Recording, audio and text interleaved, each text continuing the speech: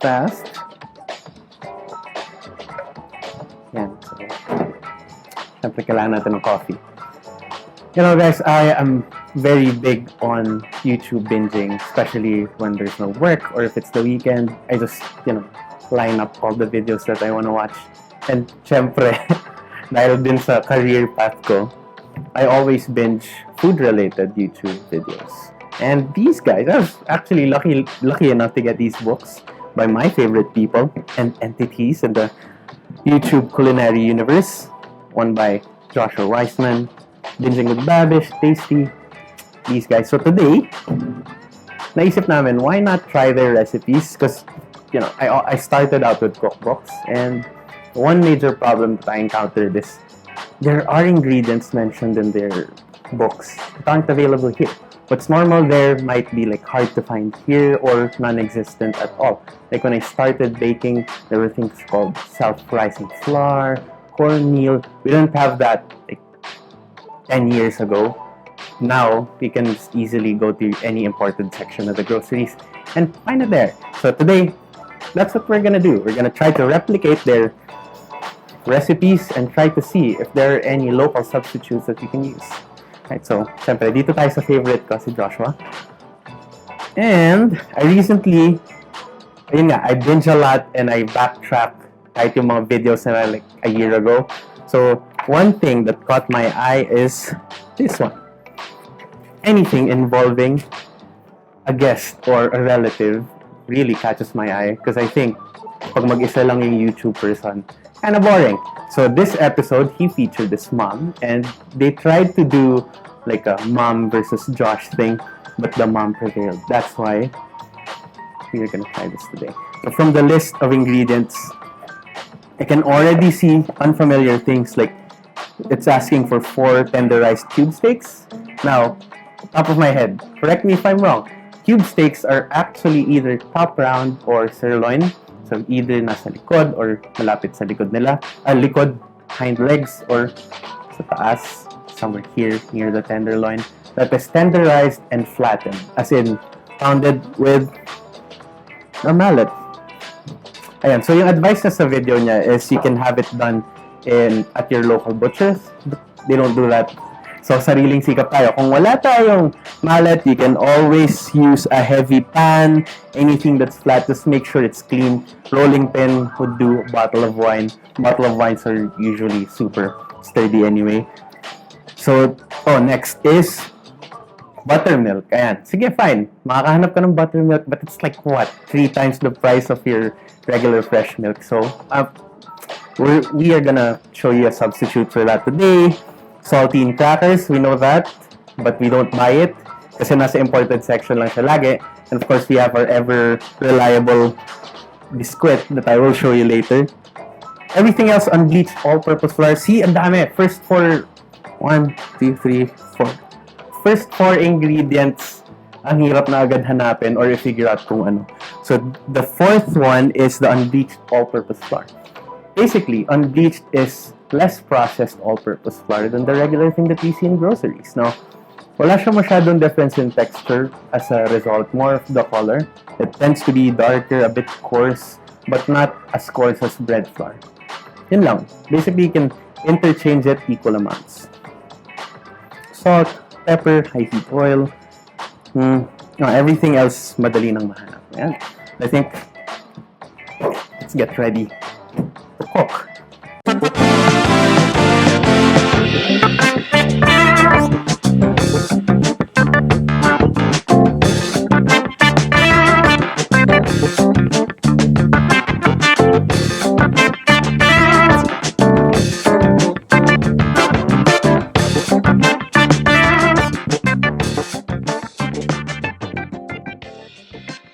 Ayan. So I did mention that cube steaks are usually top round or sirloin. But today, dahil special tayo, dahil special din yung cam op and director and DOP natin, we are using ribeye steaks. Dahil yun din ang naging choice natin of meat, will have to be more delicate.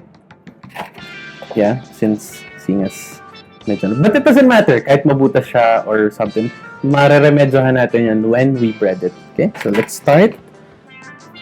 Let me just pat it dry. Onti lang, just to make less of a mess. Right. And I have here a tenderizer.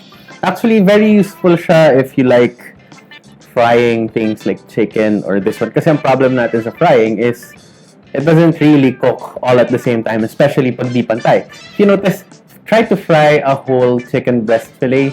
Sigurado yung isa overcooked, tas yung isa perfectly cooked. So what we do, like when you make katsu or katsu, yeah, those things, you pound them just to get an equal level thing.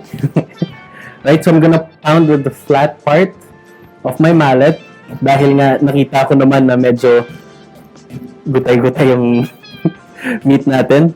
I don't wanna puncture it too much.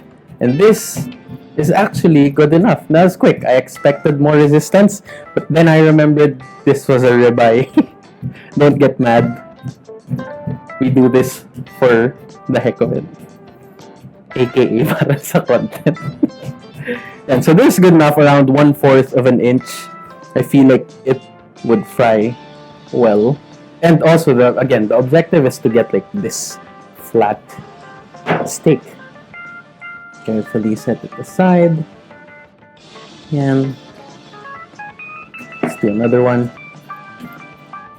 If you're using this part, like when we do chicken, pwede namang diretsong baba. But some people, if they want to spread it out, ganyan yung mga techniques sa mga businesses, sa mga canteen. They usually try to make it look like it's like the size of your whole face, but it's actually just one small chicken fillet.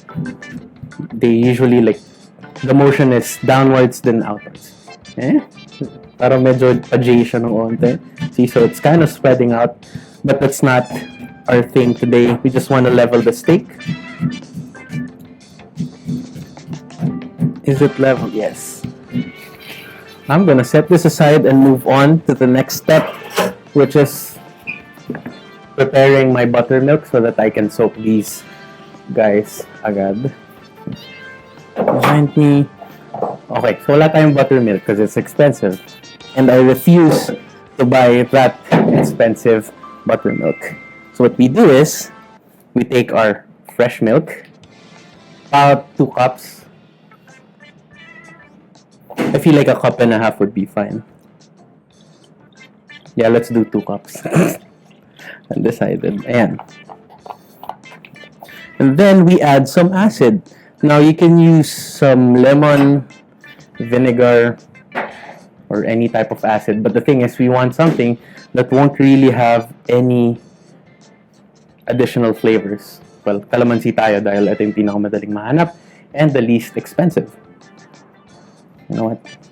So we add 1.5 tablespoons of calamansi juice, so around 5 juicy calamansi.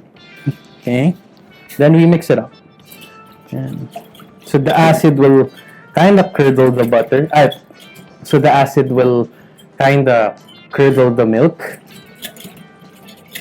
and it would give the same effect as the regular buttermilk. It will preserve the juiciness of whatever protein you might soak there.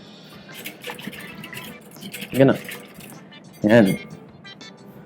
Okay, so per layer, just to make sure na soaked lahat. 1,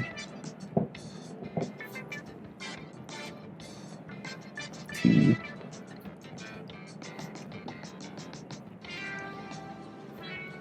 So the great thing about using the cubed steaks is it won't really take long for the buttermilk to set in. So we're just gonna set this aside for like 30 minutes in the fridge to keep the liquid and the meat cold. Since the recipe doesn't call for eggs, it's just gonna be a liquid to the breading. It will just help things stick better. Okay, so I'll see you guys in a few. Now on to the breading. So wala nga tayong saltines. Well, merong saltines. It's just that it's more expensive. Honestly, hindi ko siya type. Hindi rin siya type ng mga friends ko. Anong pakialam siya sa friends ko, yun, ha? So instead, we are gonna be using Skyflakes baka naman. Well, it's been around since forever. So might as well homage. So I'm gonna be using around 8-10 packs just for the 3 steaks. Of course, we are not restricted to this dahil hindi naman to paid by let's be honest, di naman kami bayad ng Skyflakes eh. So we can use other things, anything that has only salt flavor. I think there's sunflower crackers. Ang difference lang is the oil or the fat that they use. Or Magic Flakes, I think. Ba't ako nagsasabi ng brand? Anything that's similar to this, that's not Skyflakes, is okay. Right? So for this one, just really coarsely crush it. Not until it turns into a powder. Just, again, I'm following the cookbook. I'm following the procedures from the cookbook. Yung ingredients lang yung medyo iniba natin. Crush it, thumb. I just realized meron palang tub na ganito. Okay lang. At least, if you decide to do this, just go to, punta ka lang sa sari-sari store, or any convenience store at merong mga ganitong nakapack. Problem solved. Yan. Wait lang. Konti na lang.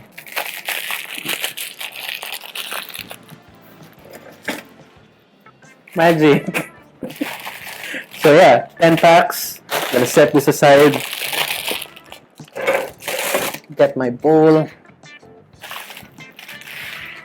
So we're gonna be doing a mixture of salt, pepper, and our breading mix. You have 2 opportunities to season your food or the protein that you are gonna cook. One is the marination that we did. The second is in the breading. Wait, no, I'm wrong. 3 opportunities. Marination, dito sa breading niya, and after you cook. But that's more of a Western thing. We don't really do that here, no? Like, even sa mga burger or steak, yung mga Westerners, what they do is they cook their steak or cook their burgers and then they season it with salt and pepper afterwards. Mas gusto natin yung medyo tunaw na yung asin. Nope. It's on the floor. Then, about 1.5 cups of all-purpose flour. Again, if you happen to be blessed and you have like unbleached flour, then go ahead. It's honestly safer for you in the long run, but taste-wise, not much difference really. Okay. 1.5 cups. Then I'll season it with salt and pepper. Around 1.5 tablespoons or 2 tablespoons would do. Preference. I'll start with 1.5 siguro. Then we'll see. Confident ako, good na yan. Kind of crushing the crackers a bit more. Okay, just a reminder para lang yung expectations natin later maset at walang gulatan. Since I'm using crackers which contain other ingredients like oil or some may even have eggs, you'll see that it might cook super fast. Magba-brown siya agad-agad. That's why it's useful to keep your proteins level and a bit thinner than it is. Like, siguro go for half an inch pababa. If we go higher, you might end up with like burnt crackers. Yeah, so this is good enough. So medyo nag-combine. And so medyo nag-combine na yung breading natin. Even the crackers are covered in flour now. And pati naman yung natin may saltiness na. Kaya nga saltines. Yan. So this is good enough. Gusto ko lang yung medyo parang pumunta sa mabato na beach.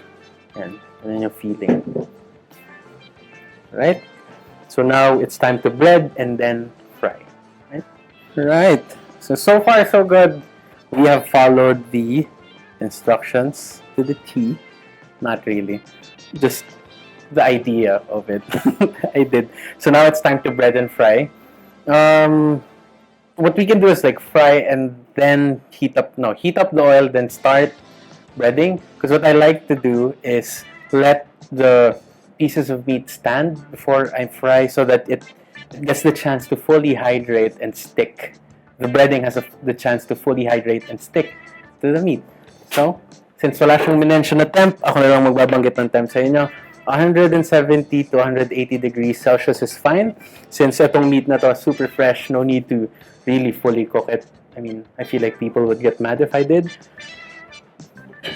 So siguro 170, 180 degrees Celsius para lang it has, when it goes lower, since this comes from the fridge, consistent tayo at least 165 degrees Celsius ang frying temp natin. Okay? So use any neutral flavored oil, canola. I'm using canola. This one can be shallow fried. No need to deep fry since gusto naman natin hindi siya nagka-curl up masyado. So it's gonna take just a few minutes for it to preheat. I'm gonna put this down. Ayan. Cute nito, no? You can camp in style. Anyway. Yeah, so I can show you guys. I'm gonna place a tray here. What I do. When you bread something, or even if you do the 3-bowl method, which is the flour, egg, and then your breading, actual breading, always designate a task to each hand. One can be the dry, one can be the wet. So this time, left is the wet hand. So what I like doing is grab a bit of your breading,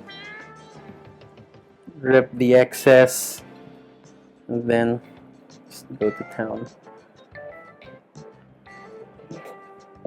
Just make sure that you really pack it in tightly. And we wanna cover the whole thing with our breading, with our flour and cracker mixture.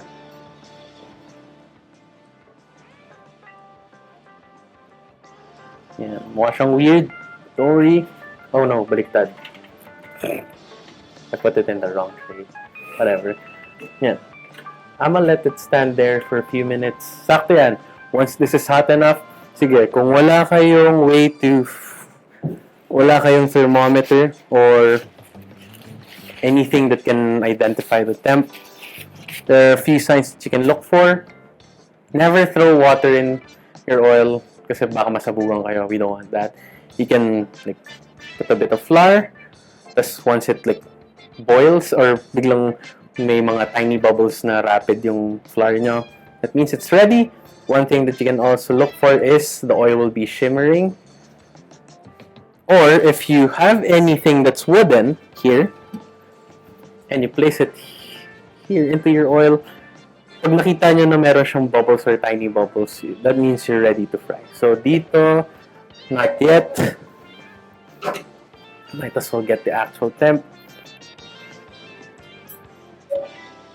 So right now, we are at around 100 degrees Celsius. Malayo-layo pa. So, we can chill and bread the other.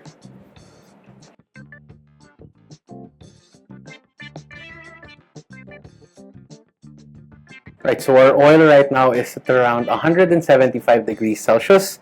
So, enough ko lang muna siya. But then when I put the steak in, I will turn it on immediately. Okay? Shake off the excess para lang mas matagal yung buhay ng flour natin. That's why I usually do this. I shake off the excess before I fry. Then, yeah boy. I just let it fry for around 3 to 5 minutes per side. I'd go for 3 minutes since mabilisan lang naman to.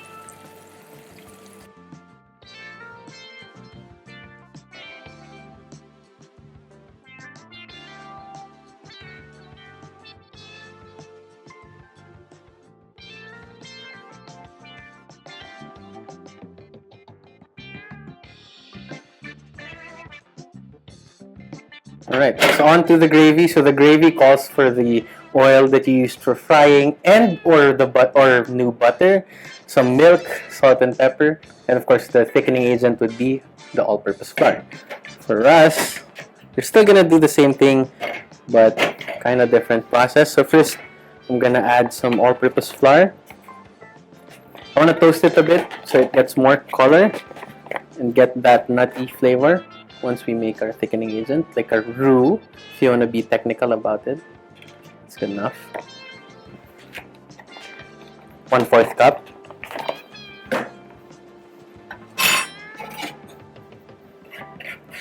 So we're just going to toast it.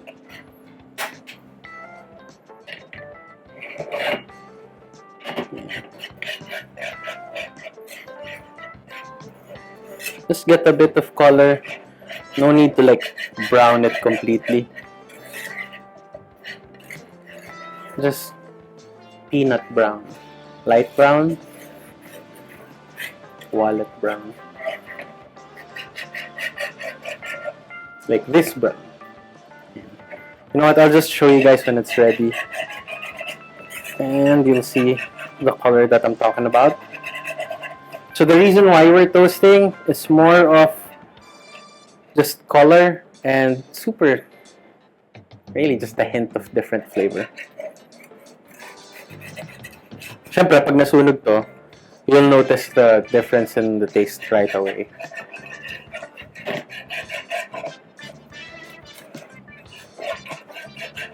Right? Okay. So next, I'm gonna add, beginning to brown. Slowly, I'll add the used oil. Not all. Yeah. So around. Also 1/4 cup. So target lang talaga natin is to use equal amounts. Yeah. I might have put a lot of oil, but it's fine. Pero when you guys do it, do equal amounts para lang mas mabilis. Yeah. So we just want to cook. We just want to fully cook the flour in the oil or fat, just so we don't taste. Actually, malalasahan mo talaga yan. Like when it comes to like Asian cooking, we use a lot of cornstarch or raw flour.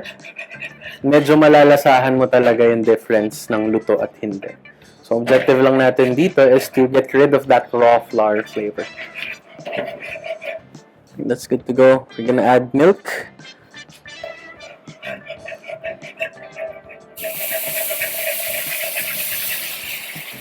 Around 1.5 cups.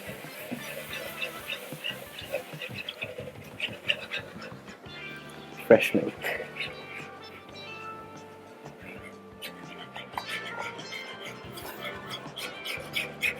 Yeah, at this point you can add things like Worcestershire sauce, soy sauce, pepper, cayenne pepper, whatever you want.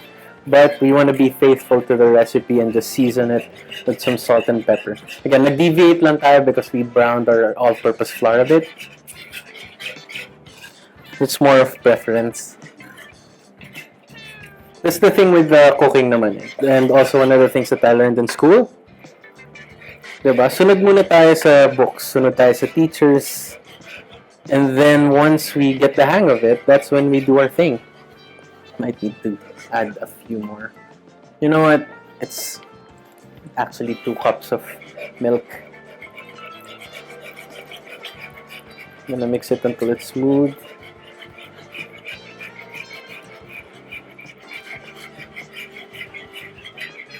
There.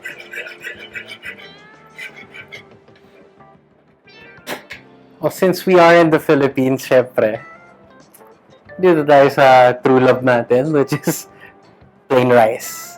Kasi dun sa recipe and the YouTube video, they used mashed potatoes. At rice tayo. Rice all the way. Time to plate. Just put the chicken fried steak on top, lather it with a lot of gravy, and then season it with some more salt and pepper. I'd go with just pepper, since malasa na naman siya. Oh. Yeah. Then, buhayin natin yung gravy. Yee. Nice. Okay.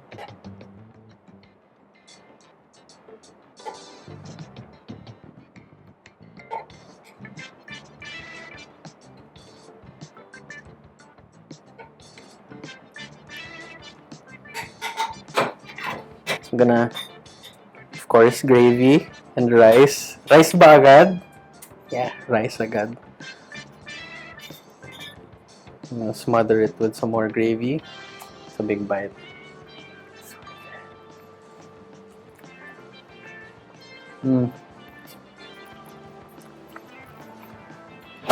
You know what? Rice pa rin talaga. Ang dami ko na naisip. Like, from here, eat it with atsara or pickled cucumber. Sobrang solid na niya. Add more texture. Ikaw bahala. I'm happy with how this turned out. And I'm sure that Papa's watching over me while I was cooking. Yeah, so I guess I'll see you guys again next time. Maybe we can try some more recipes from these guys.